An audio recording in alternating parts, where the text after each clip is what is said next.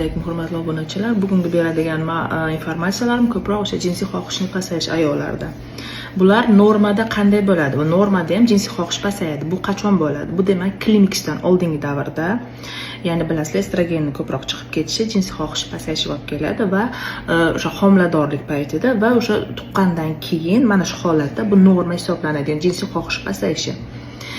Asosiy endi bu patologik sabablari bu ko'proq depressiya, stresslarning organizmda hayotda ko'p bo'lishi, xotinning munosabati va shu bilan birgalikda gormonal disbalans, ya'ni bu o'sha gormonlarning miqdorining kamayishi, mana estrogen, progesteron gormonlarining miqdori organizmda kamayishi, testosteronning kamayishi bu holatga sabab bo'ladi yoki anamnezida o'sha qandli diabeti bor ayollarimizda va shu bilan birgalikda qon bosimi baland ayollarimiz o'sha doimiy qon bosim tushiruvchi preparat qabul qilishlari evaziga bo'lishi mumkin va shu bilan bir qatorda o'sha minerallarning organizm yetishmovchiligi, ya'ni shu bizning ovqatimizdagi o'sha mikronutrient yetishmovchiligi natijasida mana shu jinsiy xohish pasayishi ayollarda kuzatilishi mumkin. Keyingi reelsni tomosha qilsanglar, u qanday tuzatish to'g'risida men yana informatsiya berib o'taman.